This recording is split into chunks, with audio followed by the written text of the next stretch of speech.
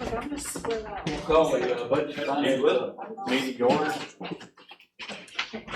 Ms. Martin, roll call. All seven are present. All present. Number 3 on the list, Ms. Heather, we'll go over those four. Yes, sir. First page we have here at the very top, the first one is payroll line item transfer. This is moving part-time money, which was 2 part-time people, back into where you had it a few years back into deputy full-time line item, and what that would cost for the TCRS and the life insurance is accounted for as well. Second one is $4,050. This was something that the commission approved back in February 2026, but it wasn't able to be spent by the sheriff's office in that fiscal year that just ended on June 30th, so they're asking it to be moved forward into this year. The third one is insurance recovery, damaged patrol vehicle. The fourth one, another insurance recovery, that is our Hopewell Tower, the EMA, insurance recovery for the $17,000. The next one is the EMS. This is a last mile initiative grant. It is a federal funds through a state grant. We have been awarded $305,461 for the ambulance and equipment. So being asked to put that money into it, that'll be 100% through the grant. We will have to go through all purchasing procedures, bid it out, etc. But that is the grant awarded amount that's showing there. And the last one on that page is tuition expenses. The EMS is requesting to put that money in. It would be reimbursed 100% for Workforce Essentials, like they've done for us in the past couple of years here. Back to plan number 1. Number 1. Yes.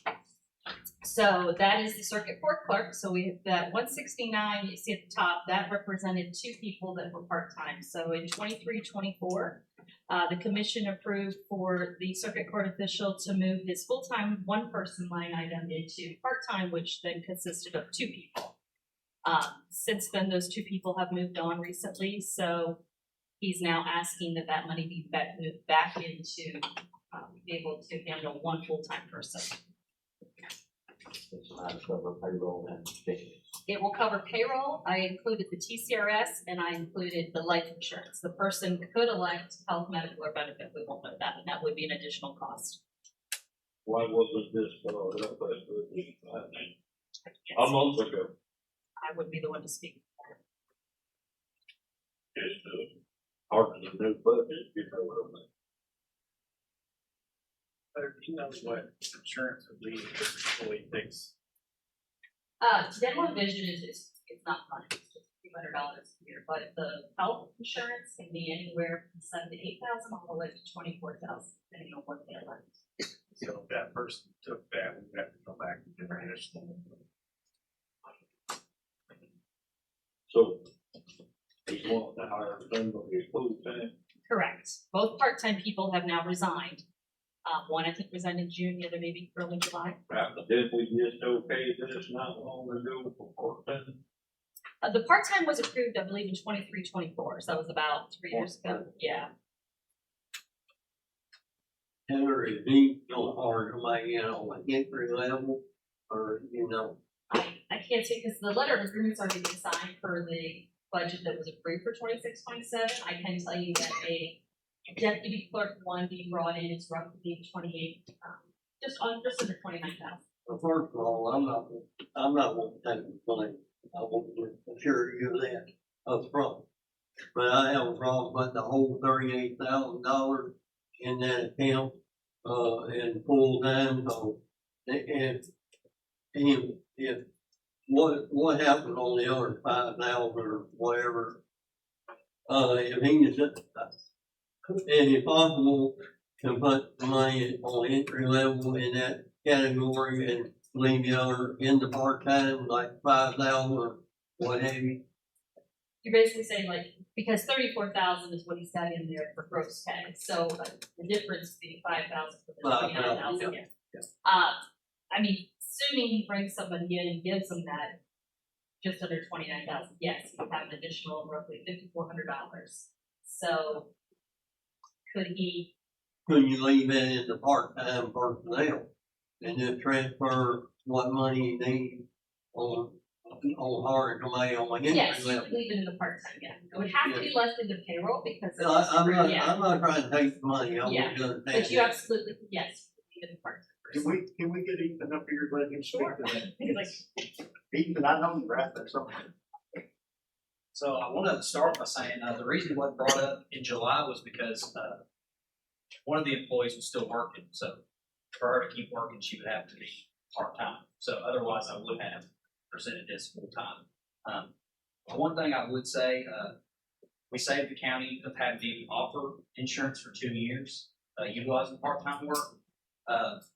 Both employees had 10 and 15 years of experience respectively. We didn't have to train them. We didn't have to spend any time training them. We didn't have to pay any longevity pay. I know some money has been returned to the general fund, but I don't have all the reports out. But I mean, that's natural with audit and everything just being closed up. But one of my employees was the bookkeeper, the primary bookkeeper. She helped with training.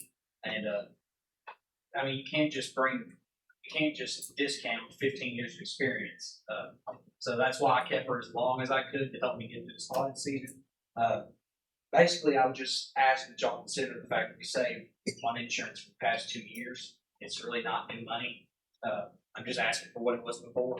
So if y'all have any questions, I'll be glad to answer, but otherwise, that's my position. If we leave it the way it is, we can still say we're going to insurance, correct? Yes, but to And be you can honest, still hire 2 part-time people. it wouldn't be very effective It to hire must people. have thought it was the one time you did it. I did because And the we- people we had 10 okayed years and it for 15 years respectively. So that would be why.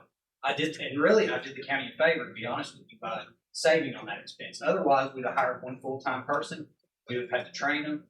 We'd have had to pay insurance. I mean, really, I think it was a win-win for the county. That's just my thought on it. Y'all may not agree, but that $24,000 figure that Heather mentioned, that would have been 2 years of that. So really, They were already there when you got there, right? they were. Both good people. So, just so I'm clear, do you need the 29,000 or the 34?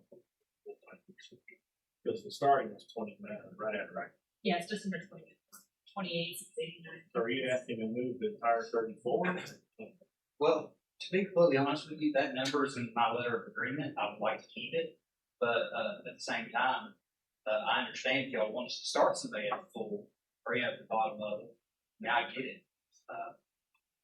But at the same time, I mean, I believe it's in my letter of agreement that I've already signed, and I'm just asking for that monetary figure, and that extra, whatever's left, will be returned to the general fund. So Even this might be an unfair question, but do you have somebody in mind with experience that would maybe fulfill this justified entry money?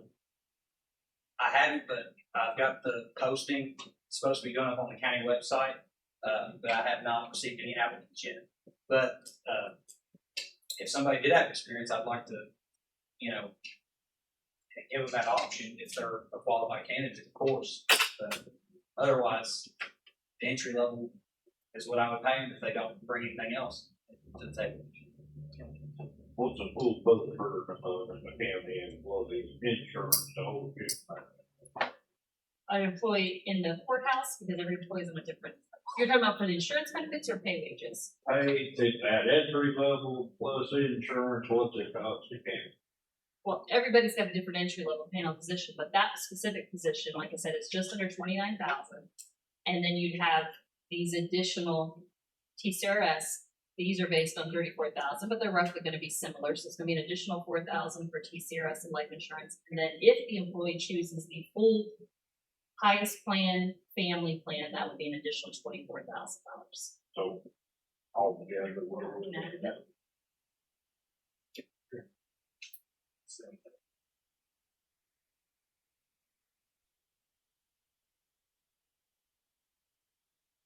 Yeah, you're 57,000.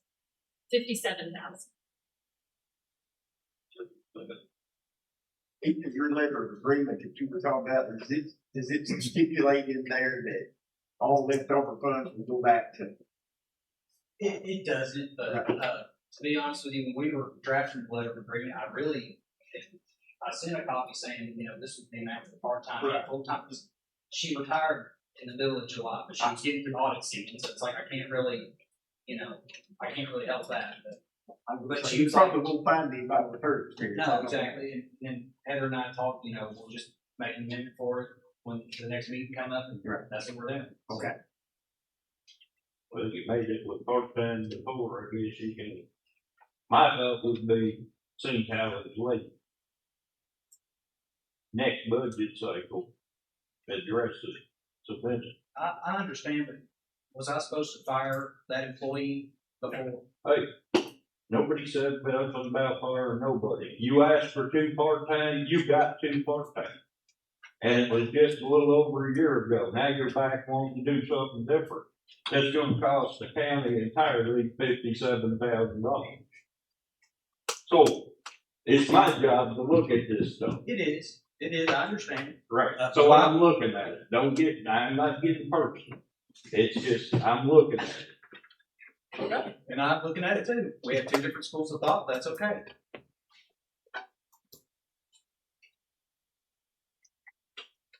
Any other questions on that? Move on to the next page, Ms. Heather. Hey, Mark, when we vote on this, are we voting on the whole page or just that one? We'll do whatever we need to do. Okay. Get it going. All right. Page 2. Page 2, there's only 3 items here. The first one, this is simply moving money over that had already been approved in the prior fiscal year. That was the $55,600 for court-appointed counselors under the opioid funds, and the other was the $52,000 for AEDs. So hopefully the details will be in logistics being worked out this year, and we'll get that paid out. The next one, that is a new opiate request that came through the opiate committee meeting. I think that was just held last week, if I'm correct. That $40,000 they're requesting Budget Finance and Commission then, if you all recommend, to be used to contribute to the new location for the CASA facility that handles the youth in the county. And there's a few people here that work with CASAs, they might be able to speak that better than me, but very strong program we have. And then the third one, that is simply Tennessee River Resort monies. We have over $250K in the River Resorts for the move $10,000 over to handle the fish stocking program with TWRA. Total cost should be around $25,000, but the existing budget can cover the other $50,000. Can you hear some of the talk about number 2? CASA here. Yeah, they're not here. Well, I can go over the specifics of the meeting. And they were that CASA is looking at buying Krista Blaine's previous clinic on 49 Highway and turning it into a youth facility that will house different types of offices that typically operate under the juvenile court. They're wanting them out of the juvenile court, and they've got new programs that are coming in also that have already stated, like trauma therapy and things like that. And they're actually going to have an overnight housing unit for emergency children that are that have been taken. So This is something that you're really for. yes. Both of the court officers on the committee voted for this. Any other questions on this page? We'll go to 3, 2. The school fund. This is, last year we had $150,000 appropriated for a concession stand and golf facility at the high school. We didn't finish the project before the end of the year, so that money reverted back to fund balance. We're just bringing the remainder of that fund balance back into this year's budget to complete the project. Any questions on page 3? Okay, turn back to page 1. Motion to approve or deduct or whatever you want to do. We go on that purple separate. Yeah. Okay, we're gonna omit number 1 and do I have a motion to approve the rest of that page? And a second? Okay, I have a motion and a second, all in favor, say aye. Aye. All opposed? Okay, number 1 item for Jordan. What do I hear? What's the pleasure of the committee? I'll make a motion to approve so we can get a vote. Approved and a second. Okay, I'm both to approve and a second. All in favor, say aye. Aye. All opposed? Bill, Or you can do a roll call on it. Roll call on that one. okay, roll call. Ms. Markey, would you roll call me? Okay. Melissa Fields, Yes. Terry Fitchie, No, Rick Joyner, Yes. Clint Mathis, No. Brian Teeper, No. Eric Watkins, Yes. Mark George. Yes. 2, 3, 4. We have 4 yeses, 3 noes. Page 1 is approved. We'll move to page 2. Make a motion to approve. Sir. Page 2. Yeah. I'll make a motion to approve page 2. Okay, do I have a second? Have a second. All in favor, say aye. All opposed? Who made the second? Rick. Richard. And page 3. Motion to approve. Second. All in favor, say aye. Aye. Is there any other business to come before this committee? Motion to adjourn. Second. Second. We are standing up there.